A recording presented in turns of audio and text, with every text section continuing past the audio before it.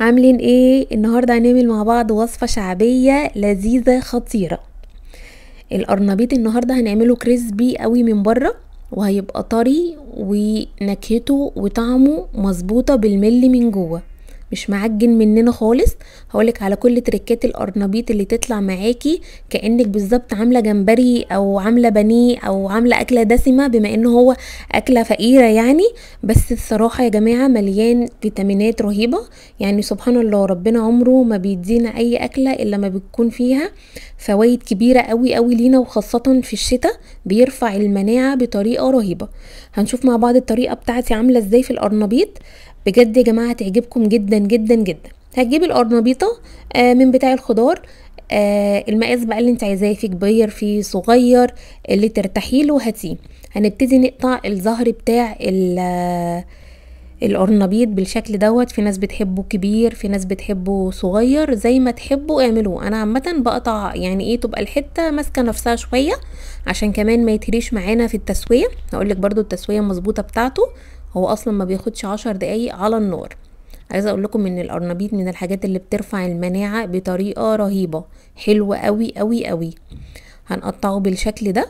هنيجي بقى نحط حلة على النار، نحط فيها مية، نحط فيها نص معلقة من الكمون، وهنحط فيها نص معلقة من الملح. هنبتدي ان احنا ننزل بالقرنبيط، هنسيبه بالظبط 8 دقايق او 7 دقايق، ما نزودش عن كده، وبعد كده نقفل عليه النار. بعد كده هنيجي نمسكه، هنبتدي ان احنا نجربه بشوكة او بسكينة. طب هنجرب بشوكة والسكينة فين؟ مش هنجرب في الزهرة ذات نفسها، لا. عارفين الساق بتاع الزهرة بتاعت القرنبيط، هو دوت اللي هنحط فيه السكينة او الشوكة. وهنشوفه لو دخلت معانا غرزت معانا، يبقى كده القرنبيط بتاعنا استوى وتمام التمام. زي ما انتوا شايفين كده، انا خليته 7 دقايق بالظبط على النار. بعد كده قفلت عليه وسبته في المية لحد ما المية بردت. جيت اطلعه لقيته مستوي معايا وتمام التمام، مفيهوش اي حاجة خالص. هنيجي بقى للتوبنج بتاعه الخطير الفظيع اللي انا هقول لكم عليه دلوقتي. يا جماعه امشوا بكل التفاصيل دي، بجد هتلاقوه روعه روعه روعه. معايا هنا هو 3 كوبايات من الدقيق. هبتدي ان انا اتبلهم: معلقه ملح، معلقه كمون، معلقه كزبره، نص معلقه بابريكا، نص معلقه كركم، نص معلقه توم باودر، ونص معلقه من البصل البودر. هبتدي ان انا انزلهم على الدقيق بالشكل ده، وهقلبه كويس قوي قوي قوي. انا عايزه التوابل دي كلها تتداخل مع الدقيق، لان هو دوت اللي هيدينا الطعم المقرمش. اهم حاجه التوابل اللي احنا حطيناها تتداخل كويس جدا مع الدقيق. بصوا انا وبقلب بلاقي التوابل معايا تظهر معايا في مكان على جنب كده. بس هنبتدي ان احنا نقلب لحد ما كله يدخل مع بعض. هنبتدي نعمل ايه؟ هبتدي ان انا اجيب طبق هياخد منه حوالي 7 معالق او 9 معالق من الدقيق، وهسيب حبة الدقيق دول على جنب، والباقي اللي في البولة هنبتدي نحط عليهم حوالي 3/4 كوباية من المية، وهضيف عليهم كمان بيضتين، وهنبتدي نقلبهم مع بعض. وهنا كنت طبعا نسيت ان انا احط فلفل اسود، فهبتدي ان انا احط يعني رشة من الفلفل الاسود بس عشان زفارة البيض، مع ان التوابل اللي احنا حطينا هي هتقضي تماما على زفارة البيض. القرنبيط في الخلطة بتاعته يا جماعة بتحب البيض الكتير، فانا طبعا مش هعمل كل القرنبيطة كلها، هعمل كمية صغيرة بس. فعملت كمية صغيرة من الخلطة اللي انتوا شايفينها دي. هبتدي ان انا احط الفلفل الاسود، وكمان روحوا بقى التوم يا جماعة، يعني كتروا توم على قد ما تقدروا. هنا حطيت حوالي 4 أو 5 فصوص توم كبار مهروسين، وهبتدي ان انا اقلب كويس جدا. اللي هنضيفه كمان عليها هنضيف شبت وبقدونس وكزبرة مقطعينهم حتت صغيرة، غسلينهم كويس جدا، صفيناهم من المية، وهبتدي ان احنا نقلبهم بالشكل ده. عايزه اقول لكم ان الخلطه دي لوحدها يا جماعه تحفه، تقدروا ان انتوا تزودوا فيها بيض وتقلوها، هتبقى احلى عجه بتاكلوها في حياتكم. احنا طبعا عاملينها هنا اهوت للقرنبيط، فعاملين المقادير مظبوطه. شايفين بقى الدقيق اللي انا سبته على جنب اللي احنا حاطين عليه التوابل؟ هقول لكم هنعمل بيه ايه دلوقتي. احنا هناخد القرنبيط هننزله في الخلطه ديت، بعد كده هنبتدي ان احنا ناخده ونحطه على الدقيق كاننا بنعمل، عارفين الفرايد تشيكن؟ كاننا بنعمله كده بالظبط. هنبتدي ان احنا نحط في الدقيق ده ونغلفه كويس جدا جدا، يعني نمسكه بالراحه كده، ونبتدي ان احنا نطلع على صينيه خارجيه. هخلص بقى الكميه اللي انا عايزاها بنفس الطريقه دي.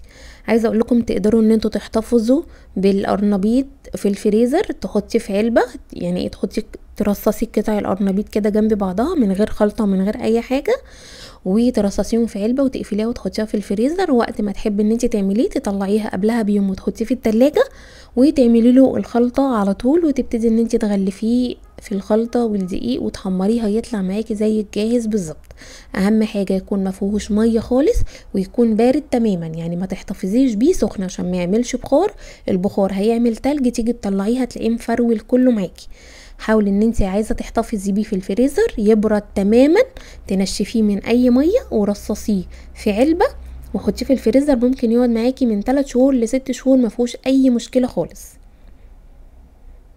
هخلص الكميه زي ما انتوا شايفين كده، احط في الدقيق وادوس عليه وهسيبه شويه متغلف بالدقيق. بعد كده هحط زيت على النار، اخلي الزيت يسخن كويس جدا، وبعدين ابتدي انزل القرنبيط بتاعنا بالشكل ده. هسيبه حوالي برضو من 5 ل7 دقايق على نار متوسطه، ما تكونش نار عاليه قوي، لان لو عملتيه على نار عاليه قوي هتلاقيه اخد لون من بره وتيجي تاكليه من جوه تلاقي فيه عجينه من الخلطه اللي احنا عاملينها، واحنا مش عايزين كده، احنا عايزين ناكل كل حاجه فيه تبقى مستويه، يبقى مقرمش من بره وبرده مستوي من جوه ومش معجن. خليته 7 دقايق وهنشوف مع بعض لما هنقلبه هيبقى عامل ازاي. عايزه اقول لكم ريحته يا جماعه والله العظيم كانت ريحته خطيره، يعني انا سبحان من خلاني اكله، انا بجد ما كنتش باكله خالص بس حبيته، يعني لقيت بقى فيه فيتامينات كتيره والواحد مش بياكله على طول، هي مره او مرتين بس في الموسم بتاعه في الشتاء وخلاص. بصوا الشكل عامل ازاي. عايزه اقول لكم انا بعمل عليه بالشوكه بجد كان كريسبي كريسبي كريسبي. طب احنا ممكن نعمل ايه جنب القرنبيط؟ احنا ممكن نعمل جنبيه بطاطس محمره، في ناس على فكره بتعمل جنبيه رز، في ناس بتعمله بصلصه، بيتعمل بطرق كتيره جدا، بس يعني انا بكتفي ان انا اعمله كده، واعمل جنبيه حبه سلطه خضراء وعليها حبه ليمون حلوين وتوابل وخلاص على كده، وعيش سخن بقى، وكله احلى سندوتشات قرنبيط بجد حكايه. دوت بقى بعد خلاص ما حمرته يا جماعه، وعملت كمان حبه سلطه خضراء زي ما انتم شايفين كده، زودت فيها شبت وبقدونس وكزبره، طبعا كلنا عارفين السلطه الخضراء بتتعمل ازاي. هوريكم بقى شكله من جوه عامل ازاي ومستوي ازاي. بصوا بيلمع لونه ذهبي مظبوط مقرمش، ارجع يعني عايزه اقول لكم كل شويه ان هو مقرمش فظيع.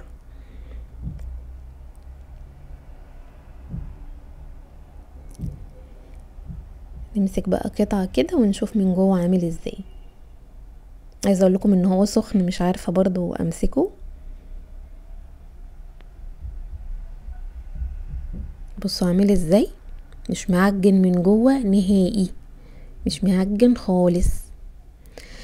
عايزه اقول لكم بقى حطوا لي لايك للفيديو لو الوصفه بتاعت النهارده عجبتكم، هي وصفه سهله وسريعه وبسيطه ومش مكلفه خالص، اكله اقتصاديه يعني. اتمنى ان هي تكون عجبتكم، وما تبخلوش عليا باللايك والشير مع كل اصحابكم وحبايبكم، واشوفكم تاني بوصفه جديده، وباي باي.